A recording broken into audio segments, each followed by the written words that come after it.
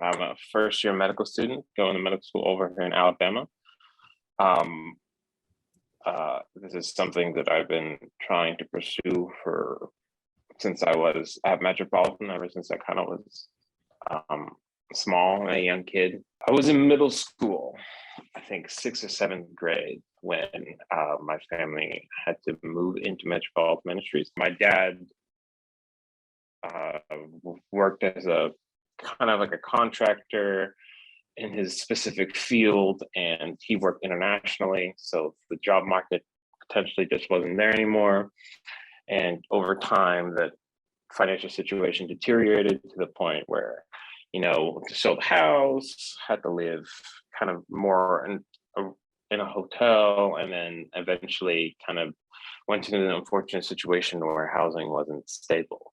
Moving into Metro created an opportunity where there is some stability, which is important for a family and as a child, because it reduces how many things you have to think about. I mean, I remember as a kid prior to Metro going on school field trips and not even being able to have fun or enjoy the trips, because the whole time I was thinking about the stressors, making sure, hoping that your parents are okay, hoping to make sure your sister's okay.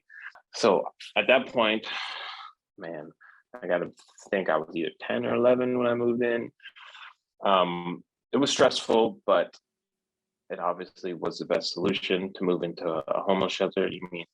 As you can imagine, it has all sorts of worry and doubt and unexpected things to go through, because at that time you're a kid, you're just trying to experience life, and it's hard to do that when you're bottlenecked into having to worry about potentially what you're going to eat that day or where you're going to stay, and then there's the family stressors that go along with it, and it's kind of hard to enjoy most aspects of life, let alone childhood, when you have to take those things into account. Potentially, you could be in child protective services if there isn't a stable home. So all these worries that, me and my brother, particularly, because we were about the same age at the time, would have to worry about. So moving into Metro was great in that regard, in terms of being able to experience life as a child a little bit more. She was part of Toastmasters, and that was a big component. Involved public speaking, which interestingly enough is something that I've been better at, I'd have to say, as one of my skill sets, which kind of led into the speech that I made when I was younger. I ended up putting Jesuit High School in the speech because that's something that I wanted to do. I went ahead and did the speech, and then apparently Father Hermes, who I'm still in conversation with to this day, I actually sent him an email a couple of weeks ago, and then Chris Diaz, who is very associated with the school. He's a long history of having family there. We're both in that audience at the stress center when I made that speech. The amount of help that the Jesuit community, which was set up through my time at Metro and giving that speech, was, undoubtedly one of the biggest impacts in my development. No one in my family is in healthcare at all.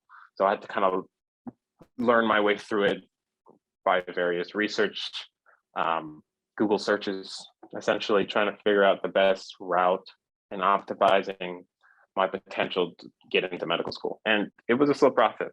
It took 7.5 years. It's not a matter of if you're going to get there, it's when.